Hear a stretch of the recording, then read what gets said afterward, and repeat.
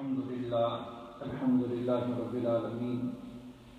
والصلاة والسلام على من لا نبي بعده أما بعد قال النبي صلى الله عليه وسلم من قام في رمضان إيمانا واحتسابا غفر له ما تقدم من ذنبه أو كما قال النبي صلى الله عليه وسلم. نہایت ہی قابل قدر مسلمان بھائیوں، بزرگوں اور گھروں میں سننے والی میری مسلمان اور بہنوں، السلام علیکم ورحمۃ اللہ وبرکاتہ. تو اب یہ تراویح کا مسئلہ ہے، مسئلہ تراویح، اس کو سمجھنا ہے. اصل یہ چیز سمجھنے کی ہے کہ نبی کریم صلی اللہ علیہ وسلم نے رمضان کی جو رات کی عبادت ہے اس کی بہت بڑی یعنی ترغیب دی ہے، رغبت دی ہے، انکریج کیا ہے لوگوں کو تراویح کی یعنی رات کی عبادت کی. اب اسی میں تراویح بھی آتی ہے. اب جیسا میں نے ابھی حدیث پڑھی نبی صلی اللہ علیہ وسلم کی کہ حضور نے فرمایا کہ من قام رمضان ایمانا و احتسابا، جو آدمی بھی رمضان کی رات میں کھڑے ہو کر اللہ کے سامنے کھڑا ہوگا، عبادت کرے گا، تو اللہ تعالیٰ اس کے سارے پریویس جتنے بھی گناہ ہوں گے وہ پھر اللہ ما تقدم من ذنبہ، اس کے سارے گناہ معاف کرتے ہیں. اور خود جناب نبی کریم صلی اللہ علیہ وسلم نے اس کی ترغیب دیتے ہوئے لوگوں کو کہا کہ دن کا جو روزہ اللہ نے فرض کیا ہے وَسَنَنْتُ قِيَامُهُ، اور رات کا جو قیام ہے میں نے اس کو مصنون بنایا.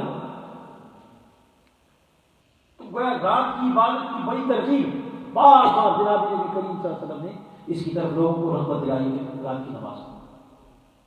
اب تراویح جو ہے صلاۃ التراویح، اس کو قیام رمضان بھی کہا جاتا ہے، قیام اللیل بھی کہا جاتا ہے، یعنی اس کو صلاۃ التراویح اس لیے کہا گیا. کیوں کہا اس کو صلاۃ التراویح؟ تو یہ سلف صالحین کے زمانے میں لوگ جب پڑھتے 4 رکعت تراویح پڑھ لیتے، ان کی رکعتیں بھی تھوڑی لمبی ہوتی، تو اس کے بعد تھوڑا سا ریسٹ کرتے، پھر اس کے بعد 4 رکعت پڑھتے، پھر اس کے بعد 4 رکعت پڑھتے. تو درمیان کا جو استراحہ یعنی اس کو ریسٹ ٹائم ہوتا ہے، آرام والا،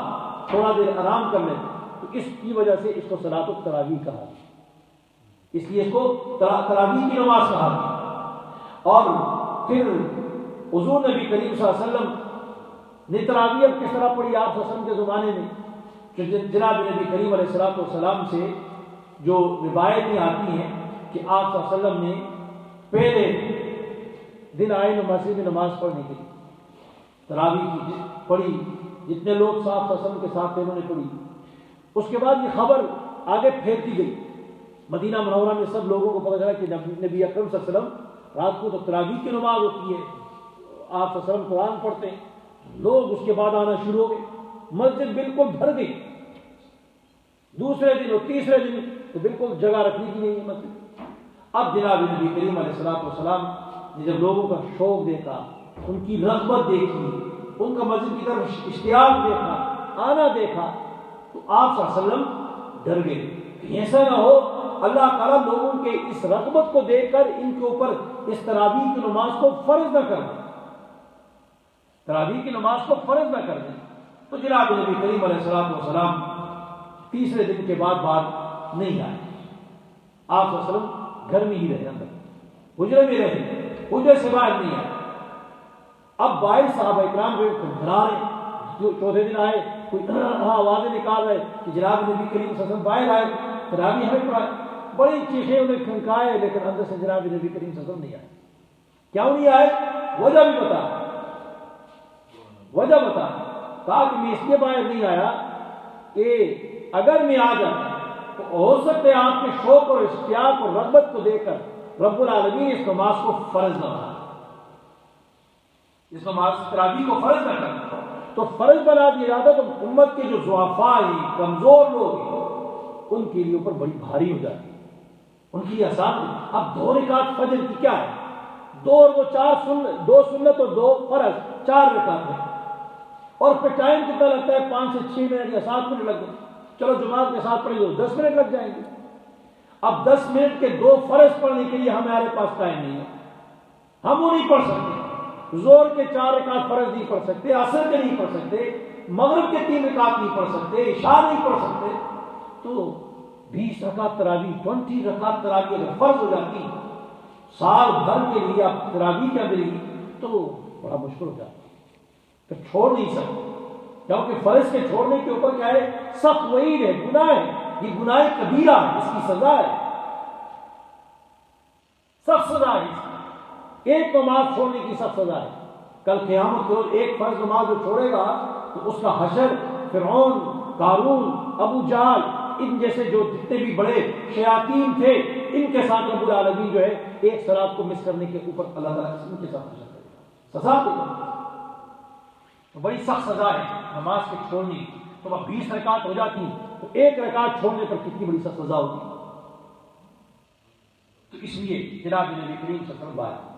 آپ صلی اللہ علیہ وسلم پھر لوگ اس کے بعد اپنی اپنی نماز مسجد نبی کے اندر بھی پڑھتے، کوئی گھروں میں پڑھتے، جناب نبی کریم صلی اللہ علیہ وسلم کے حجر مبارک میں۔ حضرت ابوبکر صدیق رضی اللہ عنہ کا زمانہ آیا، وہ بھی اسی طرح گزرا، اسی طرح۔ حضرت عمر فاروق رضی اللہ عنہ کا ابتدائی دور بھی اسی طرح گزرا، اور آخر میں جب یہاں پر دمشق جو تھا یہ فتح ہوا تو اس زمانے میں یہ تقریباً 14 ہجری بنتی ہے،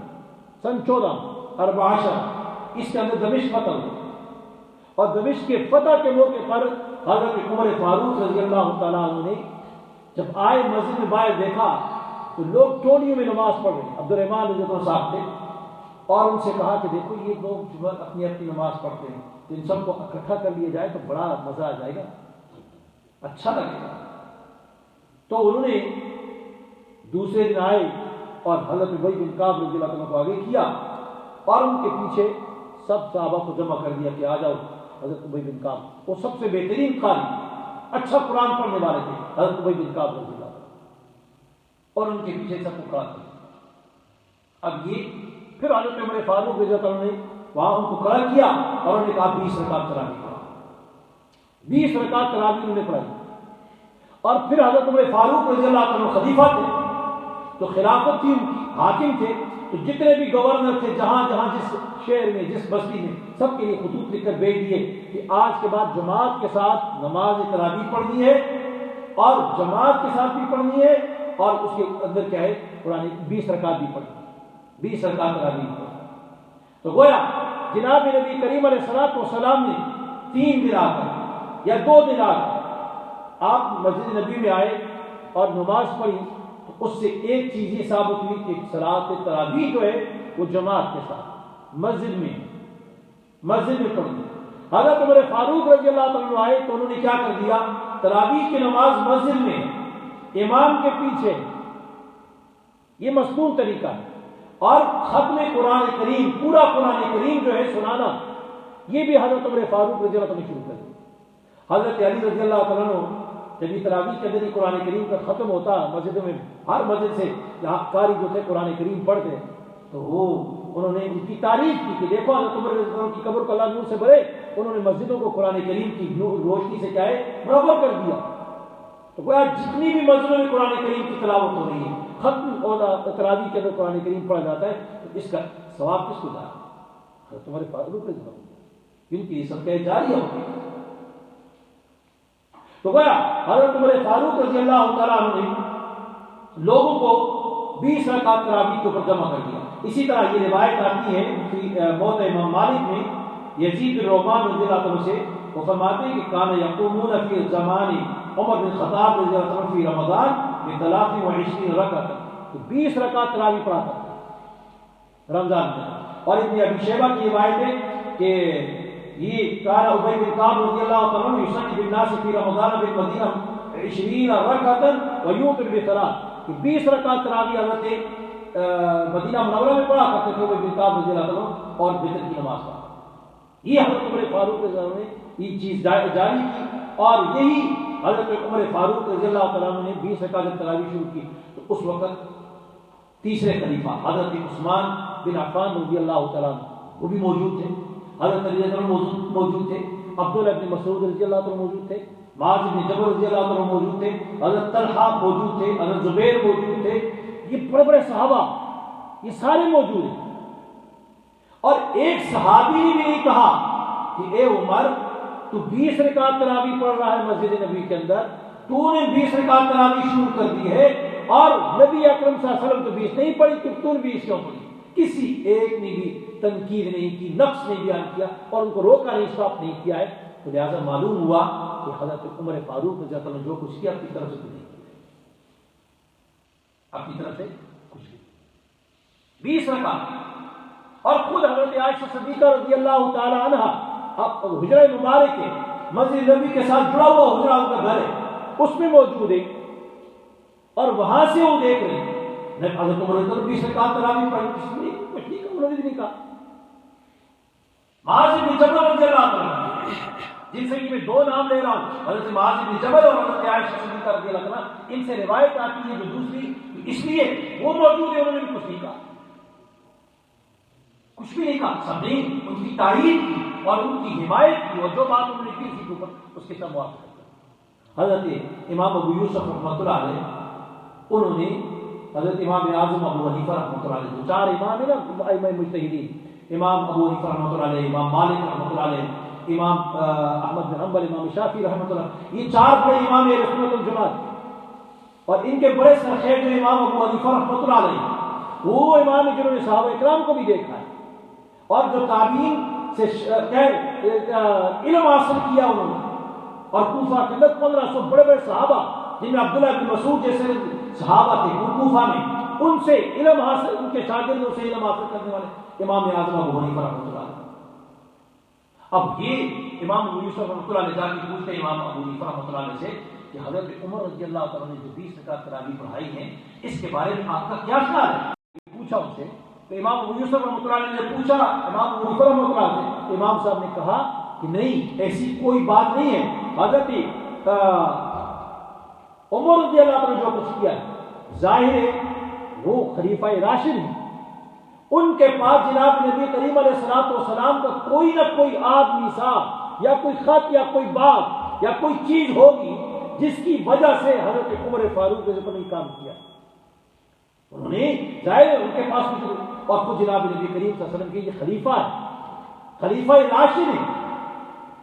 اور دوسرا خلیفہ ہے، اور جناب نبی کریم علیہ الصلوۃ والسلام کی یہ فرمان موجود ہے کہ علیکم بسنتی و سنت الخلفاء الراشدین المہدیین، تمہیں تمہارے اوپر لازم ہے میری سنت اور خلفاء راشدین کی سنت، اس کو اپنے جبڑوں کے دان جو تھے اس کے اندر مضبوطی کے ساتھ پڑھو۔ واضح والی گا بے تواز اتنے تک، کیونکہ بڑی آپ حضرت عمر فاروق کا قبر، پھر اس کے بعد حضرت عثمان رضی اللہ عنہ کے زمانے میں بھی 20 رکعت تراویح پڑھائی، پھر حضرت علی المرتضیٰ رضی اللہ عنہ کا زمانہ آیا تو حضرت علی المرتضیٰ رضی اللہ عنہ کے بارے میں آتا ہے سنن کبریٰ میں کہ ان علی رضی اللہ عنہ دعا القرآن فی رمضان فامر منهم رجلا یصلی بالناس 20 رکعۃ وکان علی رضی اللہ عنہ یوتر، حضرت علی رضی اللہ عنہ کا زمانہ آیا تو انہوں نے قاری کو بلایا اور انہوں نے ان سے تراویح کی نماز پڑھائی، فرض خود پڑھا لیتے اور تراویح کی نماز کسی قاری کو پڑھائی، اور اس کے بعد خود وتر 3 رکعت پڑھا دیا تھا، وتر خود پڑھا دیا تھا، یہ حضرت علی رضی اللہ عنہ کا زمانہ ہوا۔ تو اسی طرح ان کے بعد حضرت اب یہاں وتر کی رکعات کتنی ہے، یہ تو حضرت عمر رضی اللہ عنہ کے زمانے کا عمل آ گیا، حضرت علی رضی اللہ عنہ کے زمانے کا عمل، اب رکعات کی تراویح جو ہے یہ کتنی ہے، تو جناب نبی کریم علیہ الصلوۃ والسلام سے کوئی مرفوع روایت، صحیح روایت جس میں کوئی راوی ضعیف نہ ہو، کمزور نہ ہو، ایسی کوئی روایت موجود نہیں ہے جس میں رکعات تراویح 7 ہو، 8 ہو، 13 ہو، 14 ہو، 16 ہو، 20 ہو، کتنی رکعات پڑھی جناب نبی کریم صلی اللہ علیہ وسلم، ایسی کوئی روایت صحیح موجود۔ ہاں مصنف ابن ابی شیبہ میں ایک کمزور روایت ہے لیکن راوی ضعیف ہے، ایک راوی اس کے اندر کمزوری، اس کے اندر شخص کے اندر حدیث کے الفاظ وہاں پر موجود ہیں، کیا الفاظ؟ فرمایا کہ عن ابن عباس رضی اللہ تعالی عنہما ان رسول اللہ صلی اللہ علیہ وسلم کان یصلی فی رمضان 20 رکعۃ والوتر، کہ حضور نبی کریم علیہ السلام 20 رکعت تراویح پڑھا کرتے ہیں اور وتر کی نماز پڑھا کرتے ہیں۔ یہ حضرت عبداللہ بن عباس رضی اللہ تعالیٰ عنہ سے روایت ہے لیکن ضعیف ہے، لیکن علماء فرماتے ہیں ولاکن یؤید روایت تعامل الامت من عہد فاروق، حضرت عمر فاروق رضی اللہ عنہ کے زمانے سے امت کا ایک عمل جو ہے وہ یہی رہا ہے کہ تراویح 20 رکعت، کیونکہ حضرت عمر فاروق نے 20 رکعت پڑھی، حضرت عثمان رضی اللہ عنہ کی خلافت کے دور میں 20 رکعت آ گئی، پھر اس کے بعد حضرت علی المرتضیٰ رضی اللہ عنہ کے زمانے میں 20 رکعت آ گئی، اور یہ سلسلہ تعامل چلتا ہے. تو لہٰذا یہ امت کا یا صحابہ کرام کا جو اجماع ہے 20 رکعت تراویح کے اوپر، یہ اس روایت کو بھی اس نے کیا کر دیا، کبھی بنا دیا. اسی وجہ سے قاضی ابو الولید ابن رشد مالکی رحمۃ اللہ علیہ وہ فرماتے ہیں بدایت المجتہد میں کہ فاختار مالک فی احد قولیہ و ابو حنیفہ و شافعی و احمد و داؤد القیام ب20 رکعۃ سوى الوتر، کہ یہ امام ابو حنیفہ رحمۃ اللہ علیہ گئے، امام مالک ہو گئے، امام شافعی ہو گئے، امام احمد بن حنبل ہو گئے، امام داؤد رحمۃ اللہ علیہ گئے، یہ جتنے بھی لوگ تھے ان سب نے فرمایا کہ تراویح کی جو رکعتیں وہ 20 رکعت سوى الوتر، وتر کے علاوہ. اور ایک دوسری روایت ذکر ابن قاسم عن مالک، امام مالک رحمۃ اللہ علیہ سے ایک دوسری روایت آتی ہے جس میں 36 رکعت 36 رکعت تراویح ہے، اور وہ فرماتے ہیں 36 رکعت والوتر ثلاث. یہ امام مالک رحمۃ اللہ علیہ کا ایک دوسرا قول ہے جس میں 36 رکعت تراویح کرتے ہیں. اور پھر امام نبوی رحمۃ اللہ علیہ یہ مسلم شریف جو حدیث کی کتاب ہے اس کے شارح شرح لکھنے والے وہ فرماتے ہیں کہ ان صلاۃ التراویح سنت باتفاق المسلمین وهي 20 رکعت. وہ فرماتے ہیں کہ مسلمانوں کا اتفاق ہے اس بات کے اوپر کہ تراویح 20 رکعت ہے. اور اس کے بعد علامہ ابن عابدین شامی رحمۃ اللہ علیہ فرماتے ہیں التراویح سنت مؤکدہ لمواظبۃ اخرى. تراویح جو ہے یہ سنت مؤکدہ ہے، یعنی سنت ہے لیکن سنت مؤکدہ تاکید ہے، اس کو چھوڑا نہیں جا سکتا. ایسی سنت ہے جس کو چھوڑا نہیں جا سکتا، چھوڑنے سے کیا ہوگا، اسے گناہ ہوگا. اور فرماتے ہیں اس کے اوپر اجماع ہے بعد صلاۃ العشاء و 20 رکعت، عشاء کی نماز کے بعد 20 رکعت پڑھی جائے گی. اور فرماتے ہیں وہ قول الجمہور وعلیہ عمل الناس شرقا و غربا، یہی جمہور کا قول ہے اور اس کے اوپر شرق اور مغرب ساری جگہوں میں اسی کے اوپر کیا عمل ہو رہا ہے. یوسف زمانے کی بات فرما وقال شیخ الاسلام ابن تیمیہ رحمۃ اللہ علیہ قد ثبت انه ابی بن کعب كان يقوم بالناس 20 ركعة ويوتر بثلاث، فرأى كثير من العلماء أن ذلك هو السنة لأنه قام بين المهاجرين والأنصار. کہ ابن تیمیہ رحمۃ اللہ علیہ بہت بڑے عالم گزرے، تو علامہ ابن تیمیہ رحمۃ اللہ علیہ فرماتے ہیں کہ تراویح کی رکعت 20 رکعت ہے، اور یہی صحابہ اکرام سے منقول ہے، اور یہی جو چیز ہے مہاجرین اور انصار جو تھے انہوں نے اسی کے ساتھ کھڑے ہوئے جب حضرت عمر رضی اللہ عنہ کو شروع کر دیا. اور پھر آخر میں شیخ عبد القادر جیلانی رحمۃ اللہ علیہ وہ فرماتے ہیں کہ صلاۃ التراویح سنت نبی صلی اللہ علیہ وسلم، سنت نبی صلی اللہ علیہ وسلم کی وہ یہ 20 رکعت، یہ بھی کیا ہے 20 رکعت. تو گویا علماء جتنے بھی سلف صالحین کے زمانے میں، آج کی بات تو نہیں کر رہا، آج موجود زمانے میں لوگ لیزی ہو چکے ہیں، سست ہو چکے ہیں، قائل ہو چکے ہیں، کسل آ چکا ہے ان کے اندر. تو اس کسل کی وجہ سے 20 رکعت تراویح جو ہے 20 رکعت کو چھوڑ کر کیا ہے 8 رکعت کی طرف جا رہا ہے، کوئی 10 رکعت پڑھ رہا ہے، کوئی کتنی پڑھ رہا ہے. تو یہ چیز نہیں میں کہہ رہا، میں سلف صالحین جناب نبی کریم صلی اللہ علیہ وسلم کا زمانہ، ان کے قریب کا زمانہ، خلفائے راشدین، اور اس کے بعد کا جو زمانہ آج تک آ رہا ہے اس سب میں کتنی رکعت تراویح پڑھی ہے، 20 رکعت تراویح پڑھی. 20 رکعت ائمہ مجتہدین اور محدثین اور اولیاء کرام یہ سب یہ فرماتے ہیں کہ 20 رکعت تراویح. الحمدللہ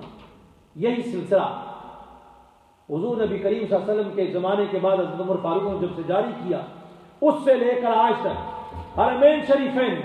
مکہ المکرمہ میں، مسجد حرم میں اور مسجد نبوی میں، اور سنا میں یہ بھی ہے کہ مسجد اقصی میں 20 رکعت تراویح پڑھائی جاتی ہے.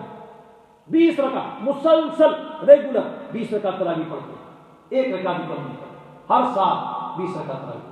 اور قرآن کریم کا باقاعدہ کیا ہے. تو معلوم ہوا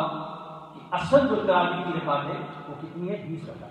20 رکعت تراویح پڑھنی چاہیے. یہ سنت مؤکدہ ہے. مؤکدہ کا مطلب ہے کہ اس کے اندر تاکید ہے، جو آدمی چھوڑے گا تو کیا ہے اس کو گناہ ہوگا، گناہ ہوگا. ریگولر مسلسل چھوڑنے سے کیا ہے انسان، ہاں اگر کوئی مجبوری آ جاتی ہے، کسی مجبوری کی وجہ سے سنت ہے تو اس کو سنت کو مجبوری کی وجہ سے چھوڑا جا سکتا ہے. مجبوری کو آج کل بعض لوگ نوجوان لڑکے وہ کہتے ہوتے ہیں کہ ہم تراویح اس لیے نہیں پڑھتے کہ ہمیں صبح کام پہ جانا ہے، تو بعض لوگ کام کی وجہ سے تراویح چھوڑ صرف فرض پڑھ کے چلے جاتے ہیں، اور بعض لوگ یہ کرتے 8 رکعت پڑھ کے چلے جاتے ہیں، بعض یہ کرتے 10 رکعت پڑھ کے چلے جاتے ہیں. ایسا نہیں کرنا چاہیے. ہاں ایک آسانی آپ کے لیے ہے کہ اگر آپ لوگ تراویح کی نماز جماعت مسجد میں جماعت کے ساتھ قرآن کریم پورا پڑھا جاتا ہے اور آپ نہیں سن سکتے، کم وقت ہے آپ کے پاس، تو آپ گھر جائیے، گھر جا کر اپنی تراویح 20 رکعت پوری پڑھ لیں، چھوٹی صورتوں کے ساتھ پڑھ لیں، مختصر صورتوں کے ساتھ پڑھیں، لیکن تراویح کی جو رکعتیں 20 پوری کریں، 20 سے کم نہ کریں، 20 سے کم نہ کریں، اس لیے کہ حدیث میں آتا ہے، جناب نبی کریم صلی اللہ علیہ وسلم نے فرمایا، جس طرح میں نے جمعہ میں بھی حدیث پڑھی تھی کہ جناب نبی کریم صلی اللہ علیہ وسلم نے فرمایا کہ امام کے ساتھ 20 اپنی رات کا جو قیام ہے امام کے ساتھ کرنا چاہیے، اور یہاں تک کہ امام جو ہے نماز سے فارغ نہ ہو جائے امام کے ساتھ شامل رہنا چاہیے، یعنی جب تک نماز کی تکمیل نہ کر دے اس وقت تک کیا ہے امام کے ساتھ کھڑا ہونا چاہیے۔ یہ حدیث کا خلاصہ ہے، جو میں نے بیان کیا، الفاظ حدیث کے نہیں، خلاصہ لب لباب جو تھا یہ ہے کہ جب تک امام نماز پڑھ رہا ہے اس نے نماز کو پورا نہیں کیا، سلام نہیں پھیرا، امام کے ساتھ کھڑے رہیے، امام کے ساتھ کھڑے رہیے۔ تو جو آدمی امام کے ساتھ اس کی نماز کی تکمیل تک رہے گا، مکمل ہونے تک رہے گا، تو فرمایا اس کو اللہ رب العالمین رات بھر عبادت کا ثواب عطا کرے، رات بھر عبادت کا ثواب عطا کرے۔ تو اس لیے میرے بھائیوں، تراویح کی نماز یہ رات کی عبادت ہے، جتنی زیادہ عبادت اس 20 رکعتیں یہ تو بہت کم ہے، اللہ رب العالمین اتنا بڑا عظیم مہینہ دیا ہے اور اس کی اتنی بے شمار نعمتیں ہیں، تو اتنی نعمتوں کے باوجود ہم اگر 20 رکعت نماز پڑھ کر اپنے رب کو راضی کریں، راضی بھی اس کو کر رہے ہیں بلکہ ساتھ اس کے اوپر کوئی احسان نہیں ہے، اس کے اوپر کوئی احسان نہیں، لیکن اس کے نتیجے میں ہمیں بھی ہمارے لیے کیا کرتا ہے، جو ساری رات عبادت کا ثواب دے کر ہمارے سارے اگلے پچھلے گناہوں کو معاف کر دیتا ہے، یہ ہمارے گناہوں کی معافی کا ذریعہ بن جاتا ہے۔ اس لیے ہمیں چاہیے کہ 20 رکعت تراویح جو ہے اس کا اہتمام بھی کریں اور اس کی عادت بھی بنائیں، اور اس سے اگر کوئی آدمی جیسا میں نے پہلے بتا دیا قرآن کریم پورا نہیں سن سکتا تو گھر کے اندر جا کر اپنی پوری تراویح پڑھے۔ اللہ رب العالمین سے دعا ہے کہ اللہ مجھے بھی اور آپ سب کو صحیح طریقے سے نماز پڑھنے کی توفیق عطا فرمائے، جناب نبی کریم علیہ السلام کی سنت کی اتباع کی توفیق نصیب فرمائے۔ الحمدللہ رب العالمین، اللہم صلی علی سیدنا محمد النبی و صحبہ وسلم تسلیما۔ ربنا آتنا في الدنيا حسنة وفي الآخرة حسنة وقنا عذاب النار، ربنا آتنا في الدنيا حسنة وفي الآخرة حسنة وقنا عذاب النار۔ یا الہ العالمین تمہارا سنایا پروردگار عالم مجھے بھی اور سننے والوں سب کو عمل کی توفیق عطا فرما، یا اللہ ہم سب کو عمل کی توفیق عطا فرما دے، یا الہ العالمین دین اسلام پر استقامت نصیب فرما، یا اللہ تمہارے روزوں کو قبول فرما، تراویح کو قبول فرما، اور قرآن کریم کی تلاوت کو قبول فرما، یا اللہ تم سب کو جہنم کی آگ سے بچا دے، جنت الفردوس میں اعلیٰ مقام نصیب فرما دے، حضور نبی کریم علیہ السلام کی شفاعت نصیب فرما، آپ کی جنت و محمد کی جگہ نصیب فرما، حوض کوثر سے جام نصیب فرما دے، یا الہ العالمین جنت الفردوس میں اعلیٰ مقام نصیب فرما، یا الہ العالمین جنت میں زیارت نصیب فرما دے، یا اللہ تیرا دیدار آخری نعمت بہت بڑی، یا الہ العالمین نصیب فرما دے، یا اللہ تم سب سے راضی ہو جائے۔ صلی اللہ تعالیٰ علیہ خیر خلق محمد و آلہ و صحبہ وسلم۔ آمین۔